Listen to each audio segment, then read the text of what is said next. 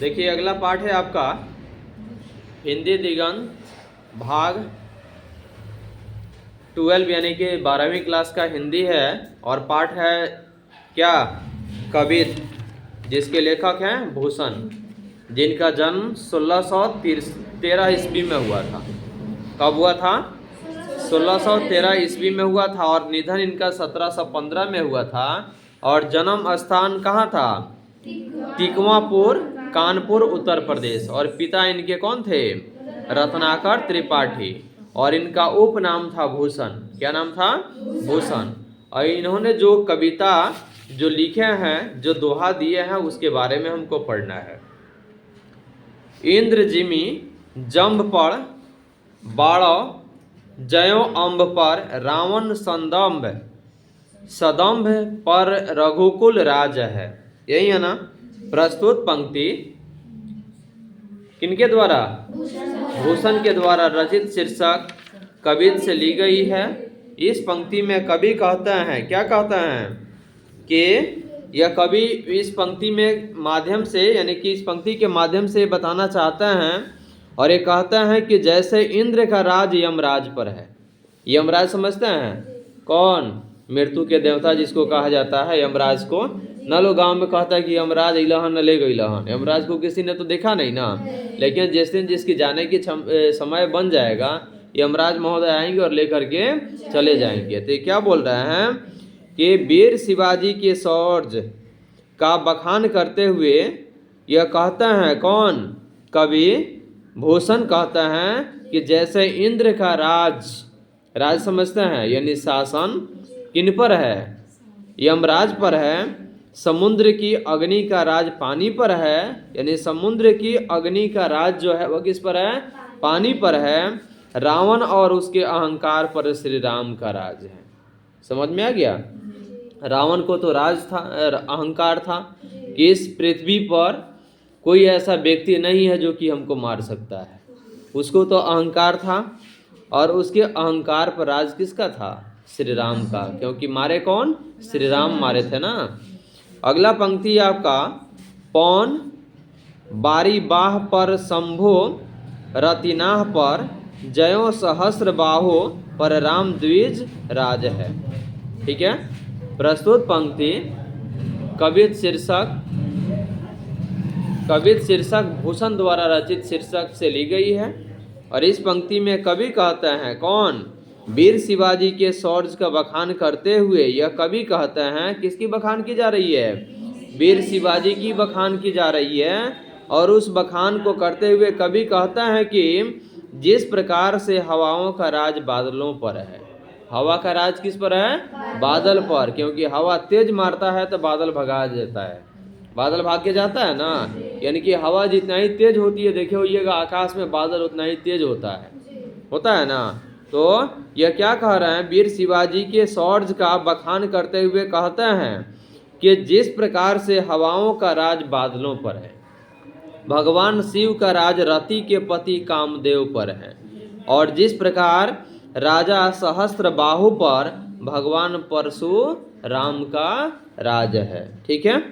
अगला पंक्ति है दावा द्रुम दंड पर चिता मृग झुंड पर भूषण वितुंड पर जैसे मृगराज है। तो यह प्रस्तुत पंक्ति भूषण द्वारा रचित शीर्षक पद कवित से ली गई है। और इसमें वीर शिवाजी के शौर्य का बखान करते हुए कवि कहते हैं कि जैसे जंगलों की अग्नि का राज, यानी कि जंगलों की अग्नि का राज जंगल की पेड़ पौधे और वृक्ष की डालियों पर है। मानकर चलिए कि इसका कहने का मतलब ये हुआ कि आग किस में पकड़ता है? जंगल में। जंगल में किस में? पेड़ पौधों की डाली और पत्ती पर। तो उसी पर इसका राज है। जंगल की पेड़ पौधों पर, वृक्ष की डालियों पर है। जिस प्रकार मृग झुंड पर चीता का राज है, जैसे हाथियों पर शेर का राज होता है। हाथी पर किसका राज होता है? शेर का राज होता है। तेज तम अंश पर कान्हा जिमी कंस पर यो मलेच्छ वंश पर शेर शिवराज पर है। ठीक है? प्रस्तुत पंक्ति कवित भूषण द्वारा रचित शीर्षक से ली गई है। इस पंक्ति में यह इस पंक्ति के माध्यम से वीर शिवाजी के बारे में यानी कि उनके शौर्य का खान, शौर्य समझते हैं, उनके पराक्रम यानी कि उनके हिम्मत और उनकी बड़ाई, ठीक है ना, का बखान करते हुए कहता है जिस प्रकार अंधेरे पर उजाले का राज होता है। अंधेरा कितना हो भी होता है, सूर्योदय जब हो जाता है तो अंधेरा खुद ही गुम हो जाता है। जैसे कि अभी दिन है तो फिर जब अंधेरा जब जैसे हो जाता है, जैसे बल्ब हम लोग जला देते हैं सारी अंधेरा दूर हो जाता है। तो अंधेरा पर राज किसका है? उजाले का है। कंस पर राज श्री कृष्ण का है। उसी प्रकार वीर शिवाजी पर राज इन तुक्ष मलेच्छ पर है। वीर शिवाजी को जो राज है ना वह तुक्ष मैंने छोटा निम्न मलेच्छ पर है। मलेच्छ समझते हैं, गांव में लोग कहता है ना, सीधे कोई भाषा में सीधे लोग कहा जाता है कि बड़का मलेच्छ है, जल्दी ना नहाता है ना ये साफ सुथरा रहता है, लोग कह देता है ना। तो यही बात इनको कही जा रही है। क्लियर हो गया? अगला दूसरा खंड है आपका, निक्षत मयान ते मयूख है प्रलय भानु कैसी हारय तम तुम से गयंदन के जाल को। प्रस्तुत पंक्ति कवि शीर्षक भूषण द्वारा रचित पद से ली गई है और इसमें कवि किनकी बखान कर रहे हैं?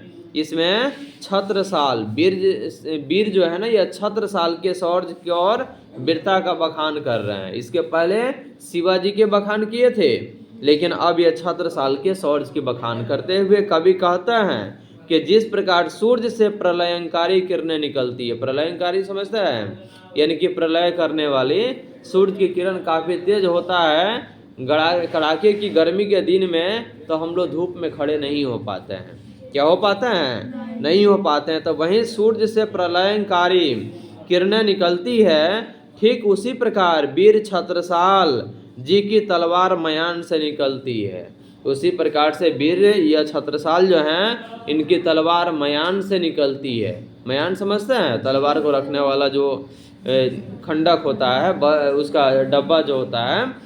जिस प्रकार प्रकाश अंधकार के समूह को खत्म कर देती है या उस पर विजय प्राप्त कर लेती है, उसी प्रकार आपकी तलवार हाथियों के जाल अर्थात शत्रु मैंने दुश्मन को क्या कर देती है? खत्म कर देती है, उन पर विजय प्राप्त करती है। हो गया? अगला पंक्ति है, लागती लपकी कंठ बैरिन के नागिनी सी रुद्रही रिझावे दय दय मुंडन की माल को। प्रस्तुत पंक्ति भूषण द्वारा रचित शीर्षक कवित्त से ली गई है। इस पंक्ति में कवि या इस पंक्ति के माध्यम से वीर छत्रसाल के शौर्य और वीरता का बखान करते हुए कवि कहते हैं कि आपकी तलवार ऐसी चलती है जैसे नागिन अपने शत्रुओं के गले से लिपट जाती है। नागिन सांप शत्रु के गले से जैसे लिपट जाती है, वैसे ही आपकी तलवार चलती है और अपने शत्रु को खत्म कर देती है। जैसे नागिन लिपट करके उसके गले से, ऐसा लगता है कि जैसे शिव जी को खुश करने के लिए आपकी तलवार मुंडों की माला चढ़ाती हो। मुंडो मतलब कि सर माथा की माला चढ़ाती है। तो देखिए ये काली चंडी का अवतार जब ले ली तो क्या हुआ? काली का अवतार लेकर के कितने मुंडों को काट करके माला पहनी हुई है, पहनी है ना। तो वहीं बता रहे हैं कि शिव जी को खुश करने के लिए आपकी तलवार मुंडों की माला चढ़ाती हो। अगला है आपका, लाल क्षितिपाल छत्रसाल महाबाहु बली कहाँ लौ बखान करो तेरी करवाल को। ठीक है, प्रस्तुत पंक्ति कवित्त शीर्षक से ली गई है, जिसके लेखक हैं भूषण। ठीक है, और ये कविता में क्या कवि बता रहे हैं? छत्रसाल के शौर्य के बारे में, यानी कि उनकी कृति के बारे में जो किए गए हैं, और वीरता का बखान करते हुए कहते हैं कि हे महाबाहुबली प्यारे राजन छत्रसाल, मैं कहाँ तक आपकी वीरता और प्रलयंकारी तलवार का बखान करूं। यानी कि बोल रहे हैं कि छत्रसाल का बखान करते हुए कि हम कब तक आपकी इस तलवार का बखान करते रहूं। अगला पंक्ति है, प्रति भट्ट कटक कटिले केते काटी काटी कालिका सी किलकी कलेऊ देती काल को। प्रस्तुत पंक्ति कवित शीर्षक से ली गई है, जिसके लेखक कौन है? भूषण। इस पंक्ति में कवि छत्रसाल के शौर्य और वीरता का बखान करते हुए कहते हैं कि हे राजन, आपकी जो प्रलयंकारी तलवार है, प्रलयंकारी मतलब होता है विनाश करने वाले, जो आपकी जो तलवार है वह शत्रु के समूह को सिर यानी कि सिर को इस प्रकार काटती है जिस प्रकार देवी का कली का यानी कि काली रूप से रक्त बीज का संहार किया था, और ऐसा लगता है जैसे माँ काली को प्रसन्न करने के लिए कलेऊ दे रही हो। समझ में आ गया? पहले ही बताया ना कि माँ काली के रूप में उन्होंने जब आए थे, चंडी के रूप, जब काली का रूप धारण की तो क्या कर रही है? मुंडों की माला को काट काट करके पहनी हुई है। ठीक है ना? तो वहीं बताया जा रहा है कि जिस प्रकार देवी का काली का माने काली का रूप ने रक्त बीज का संहार किया, रक्त बीज मतलब कि खून की भंडार यानी कि नाली बहा दिया था, और ऐसा लगता है जैसे माँ काली को प्रसन्न करने के लिए, प्रसन्न माने खुश करने के लिए कलेऊ दे रही है। कलेऊ समझते हैं का? दोपहर का भोजन कलेऊ दे रही है।